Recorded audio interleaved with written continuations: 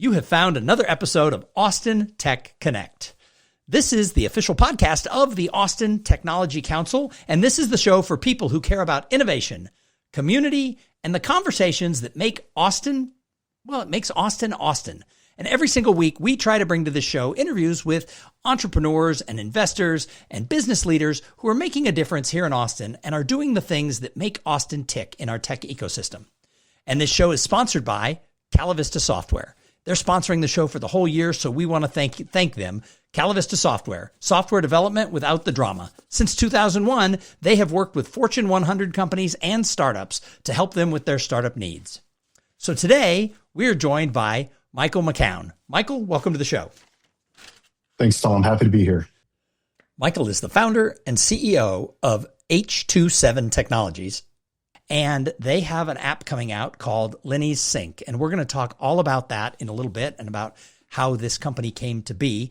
But first, Michael, for those of people who don't know you, you are kind of an outdoorsy guy. You're a musician. You play guitar. So Austin was the right place for you to land. But one of the reasons he landed in Austin is he married a native Austinite. And you all know that if you marry a native Austinite, they're going to move you back to Austin. So he is a landman who has turned tech entrepreneur. He is a UT graduate. And I just want to find out, how does a landman, I mean, we all love the TV show. How does a landman become a tech entrepreneur?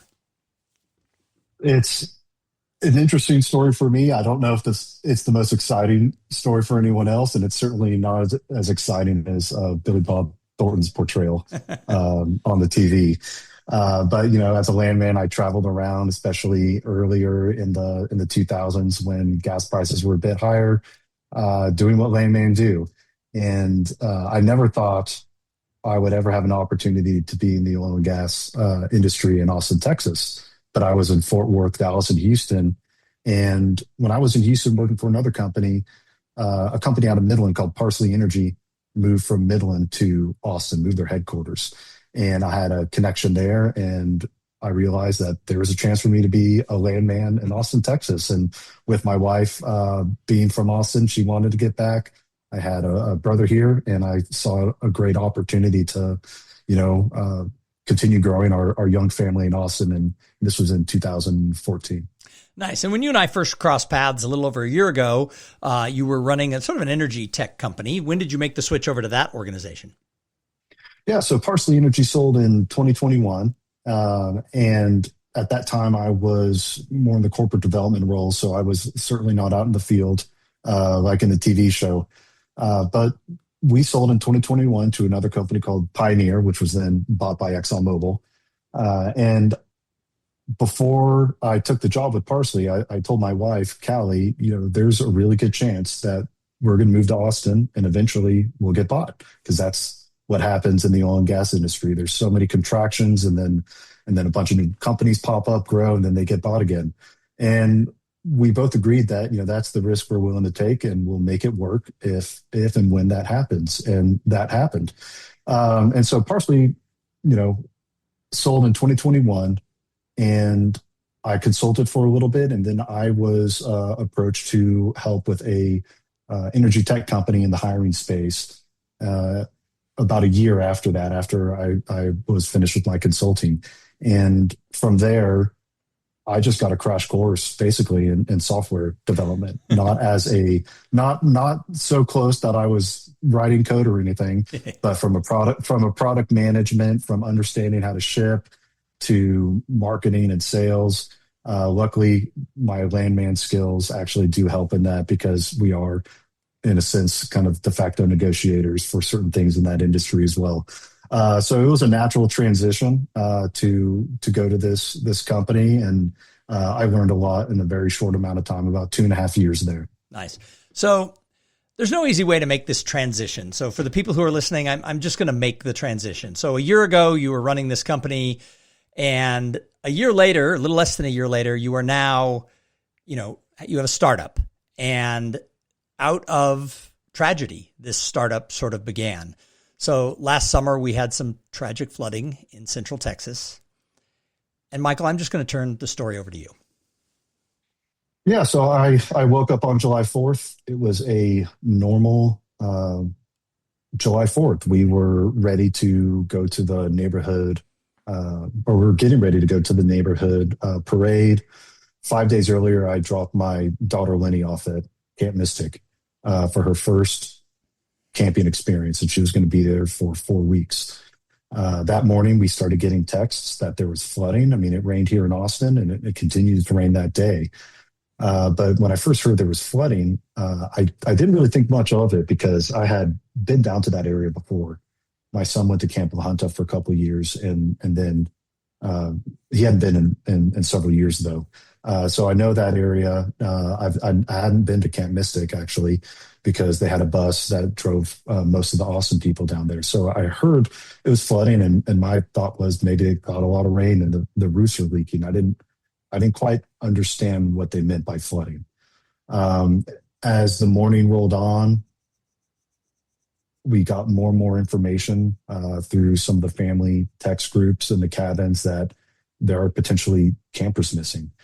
And so I drove down there with my neighbor who had a niece at the camp at the time.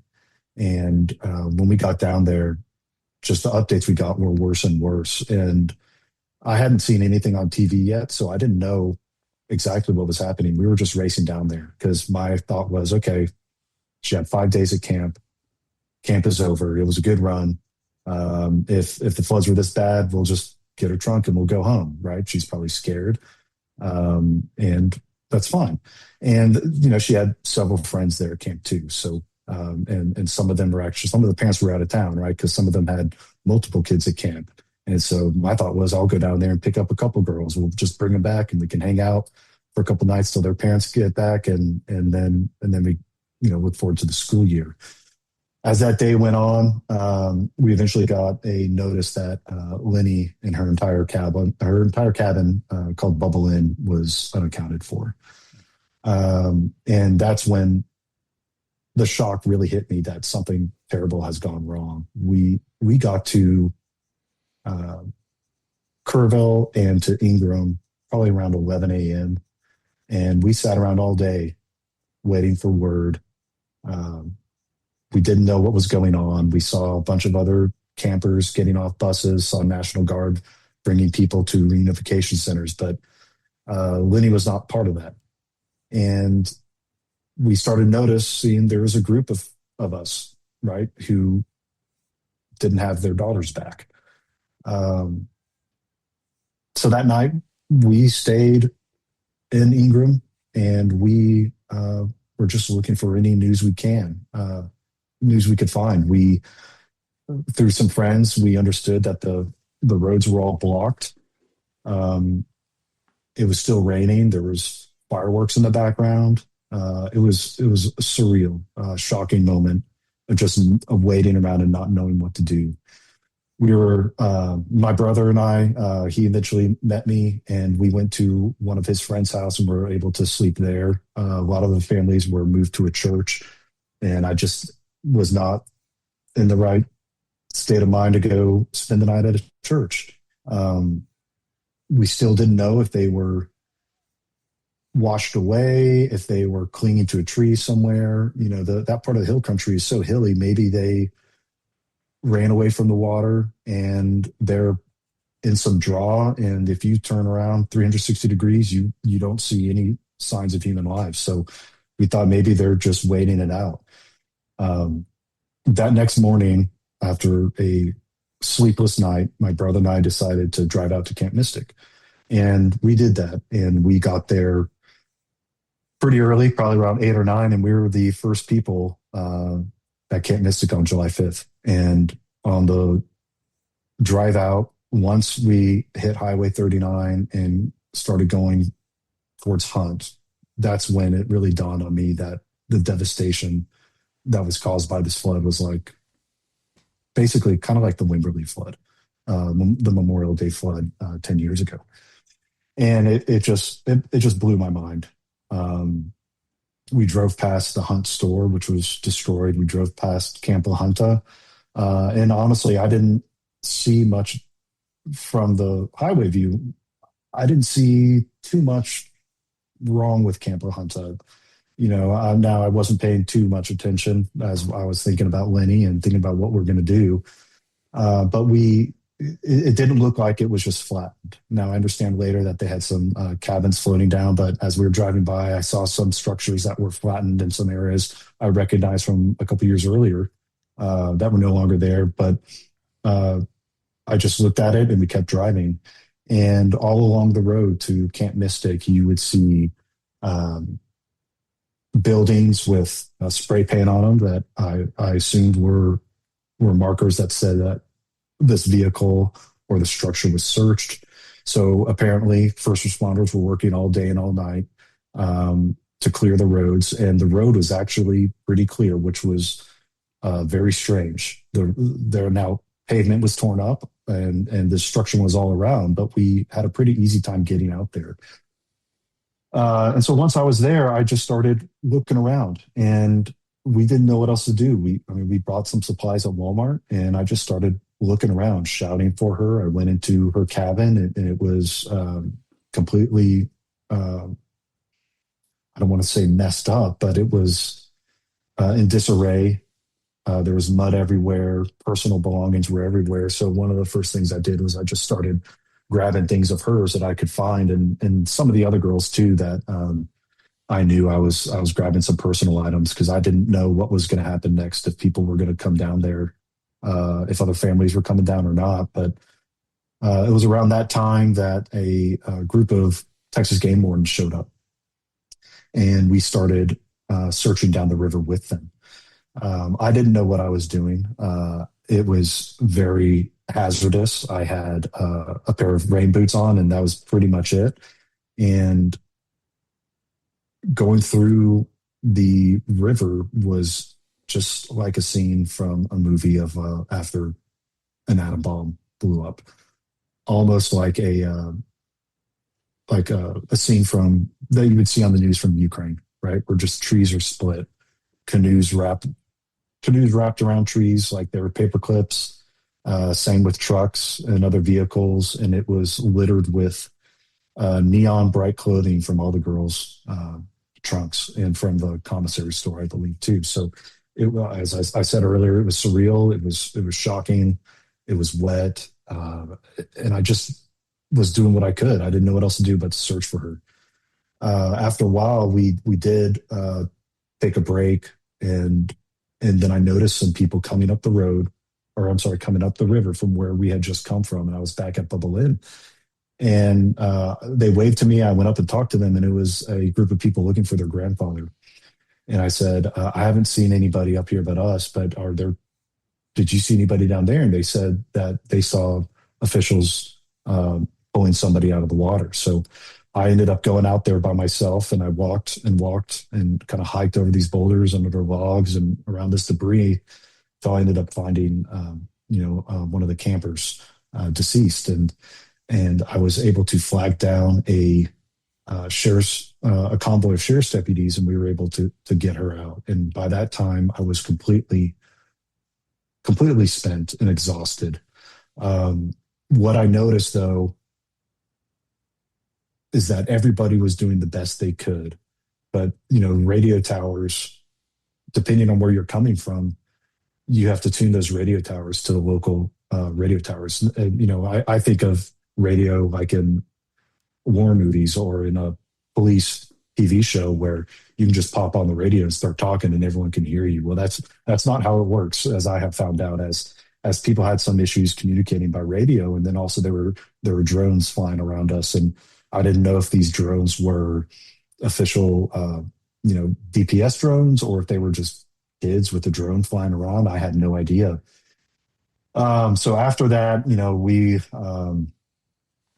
I drove back and I at the time I thought I had identified Lenny at the morgue. It ended up not being Lenny, and I was notified days later by the Texas Rangers that they did find her. I had to do a DNA test, and so our lives were just completely flipped upside down. And I don't know how else to explain it. It's straight up is just the worst thing that's ever happened to us. Sure.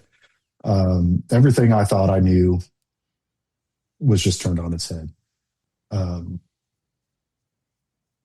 And so I took a leave from work. I emailed, I spoke to the founder, I emailed my investors, and I was going to take about a month off. And that month was coming up, and I realized that I just did not have the passion to go back to what I was doing. And I was CEO of a startup at a time, and we raised a seed round earlier that year. And for me, it was not something I could do for my family. It was not something I could do for investors to stay in that position if I'm not putting my all into it. So I resigned.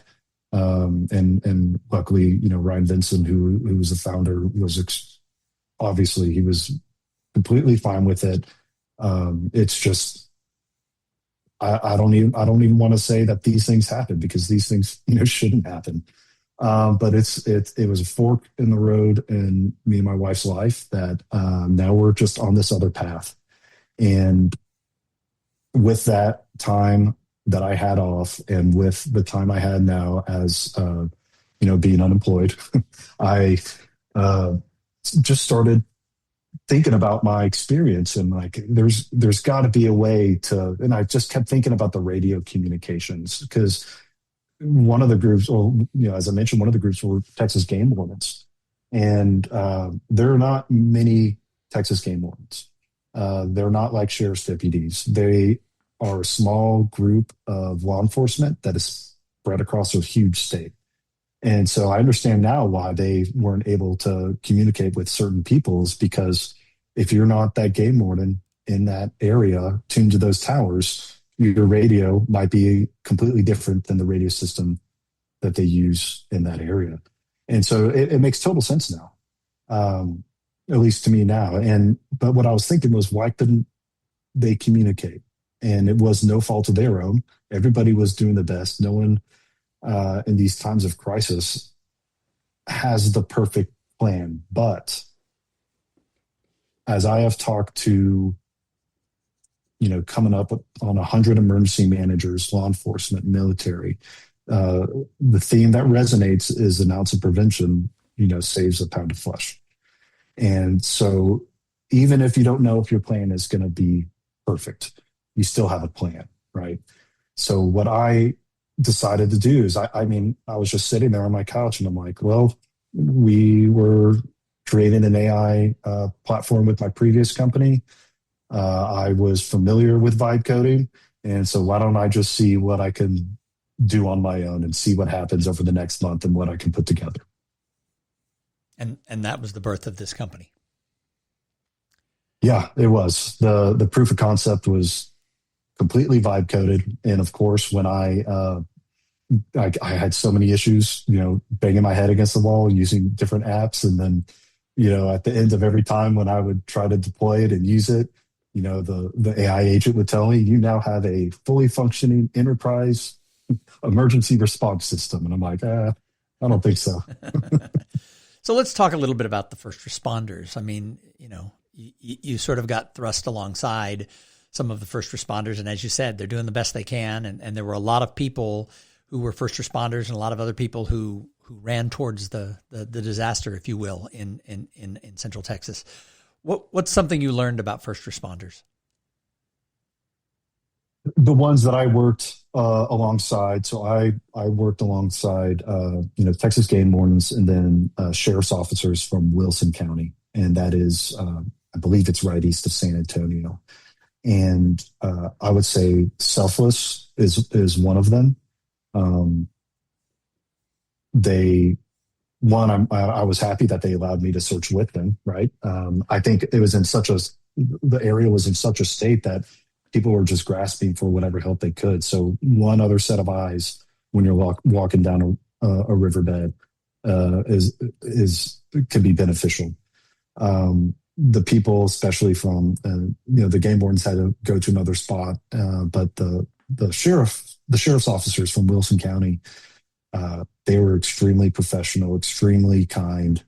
You could tell they were there to do a mission of just trying to help people.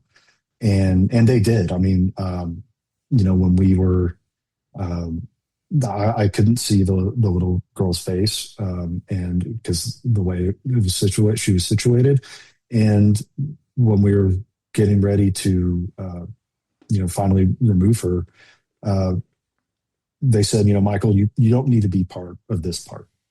And I'm like, what are you talking about? It's like, you don't let us do this part.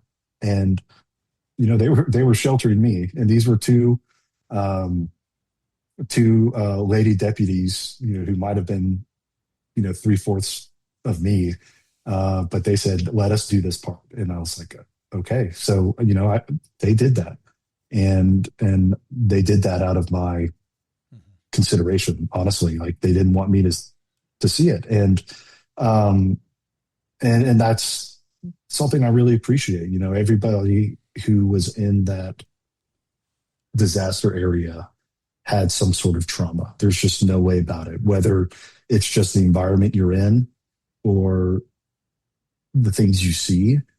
It is very traumatic, and the amount of PTSD that has come out of that, I can't even begin to describe how it's affected survivors. I have friends who were in houses on the river, and they heard rushing water, and all of a sudden basically the house they were in exploded because another house was going down the river and hit it. And they hung out in trees all night, not knowing when it was going to end. And I wasn't part of that. And so what everybody's going down, what everybody's going through down there, and all the people who have helped, as you mentioned, not just first responders, but I believe the number's around 10,000 volunteers that showed up. And when 10,000 people converge into one spot, one, that's great. And two, that can also cause problems despite everybody mainly having good intentions, right? But I was just really impressed with the first responders, and even the people, the sheriffs or the police officers at the funeral home where I went to go identify Lenny. I got his name and number, and that wasn't his job. That's not what he signed up for, right? To be that person who has to sit outside the funeral home and show or give visitation to these families for identification, right? But he was just a patrol officer, and I don't mean just like as demeaning, but that's, these things just put everybody in different circumstances, and they adjusted. And I'm just so appreciative of how, for the most part, kind and human everybody acted. So you talk about the game wardens and the sheriff's deputies who weren't from that county, who were from another area and stuff. They all come in and they all can't coordinate. So out of that, we now have this LinnESync app that you're working on. What does it do? What's the vision for this app? So the vision for this app is to provide transparency when it comes to mutual aid, and when it comes to controlling and managing resources in a time of crisis. Really, I believe what we are building, from the ground up, right? There's tons of technology out there from corporations, from large tech firms, from PE-backed, VC-backed, that have applications that are going to be our competitors. But the price points, as I have seen, have been they're out of reach for, let's say, the local county that has a volunteer fire department. They have to choose between paving roads and maybe getting a piece of software that they'll use in an emergency, right? So those are real things that I truly believe in. So we're building this from the ground up to be accessible, to spread the latest and greatest technology, across Texas and then and beyond eventually. And so it is, very much a resource coordination platform where you are able to see your resources, assign them on missions, understand who has searched an area, understand what volunteers have come into the area, what NGOs are available to help prepare food, where are they located, how fast can they be ready, what resources from other counties or cities or states are coming in to help, potentially there's a specialty team, a swiftwater rescue team from somewhere else that is 2 hours away. Well, you need to know when they're going to get there. And if you're able to reach out to them through this app and they're also signed up, that communication is going to be seamless. There's not going to be any tracking on spreadsheets. This is all going to be very compliant with the incident command system that was established, I believe, by CAL FIRE and then really put to test during 9/11. And I believe that kind of the emergency management world has, it's not necessarily their fault, but the way technology has progressed over the last 25 years, it's everybody does things a little bit differently, right? So how can we make the transparency and visibility to available to everybody so that lives eventually are saved? So what technologies are you pulling together? You talk about sourcing existing technologies and pulling things together. What all are you doing? So as not to show the secret sauce, we have we have plenty of it is going to be map based, right? And so we have plenty of layers, some bespoke, some we're pulling in from all over, GPS tracking, and then of course with us. We can't be a software company without some sort of AI component. And so we do have something in the works. But, at the end of the day, like I am very much, this company is not going to be, it's not a .ai company. The AI feature will help with decision making, but it's not going to be the driver of the company. And that's something I firmly believe in. We're not out there to compete with any other AI company. We will use it as a tool to help our users, but we understand where we're coming from, and I believe our this platform alone without AI is a wonderful business. So where do you see this going? What's your hope for the company and for this app?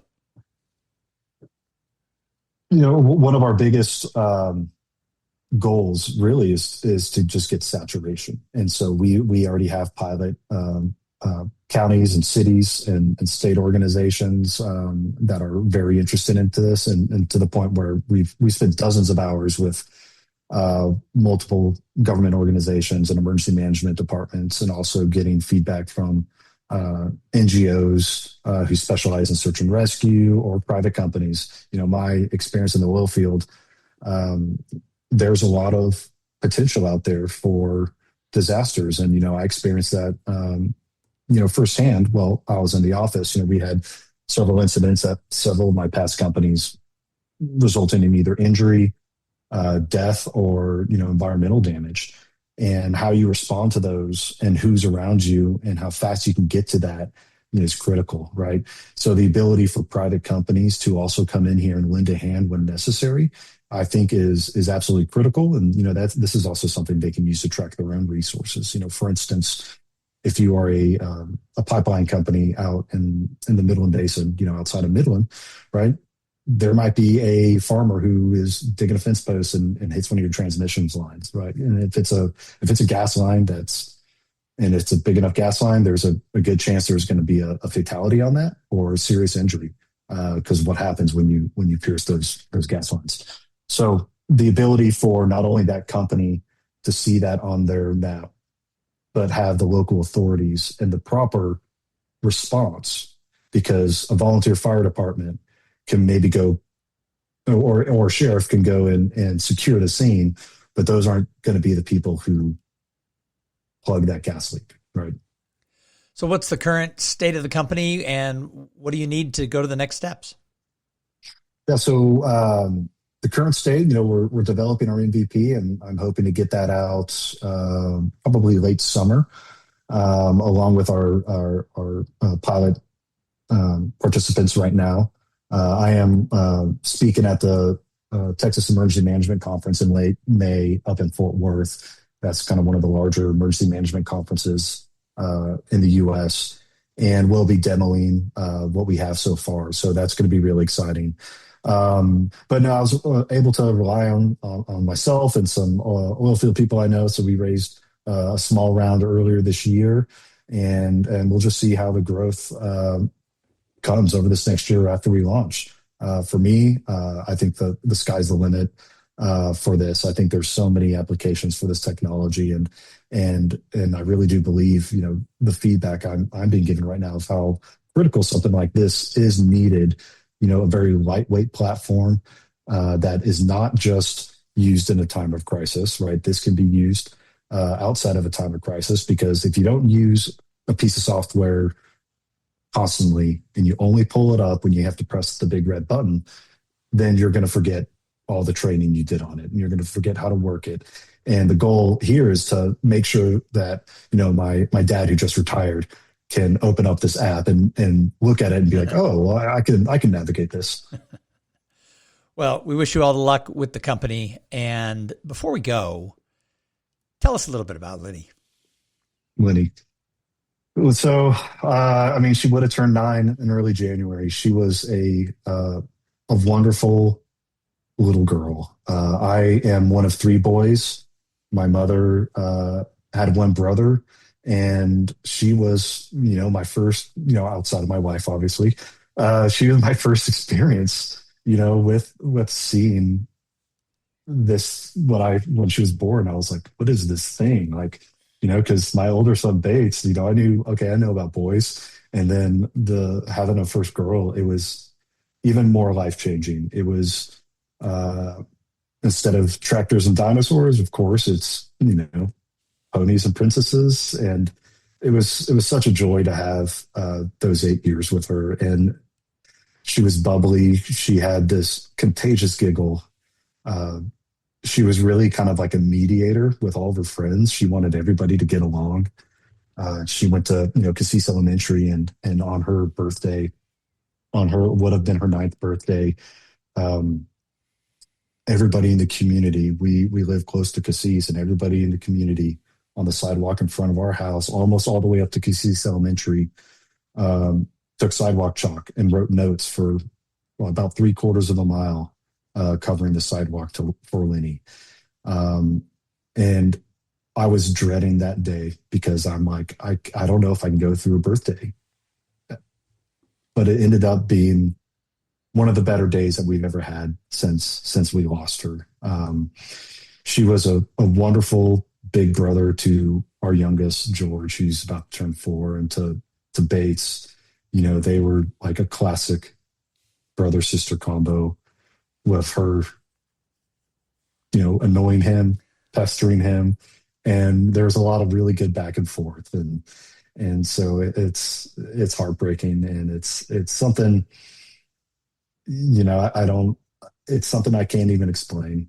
I can't explain the loss. It's so great. It's going to weigh on us forever. And I don't think we've even begun healing yet, but we still have to live every day, and we still have 2 wonderful children. And really that's what keeps us going. And this company right here, I know there's tons of great people in the emergency management profession, wonderful people in the technology sector, but you're not going to find anybody more driven right now than I am when it comes to providing the solution.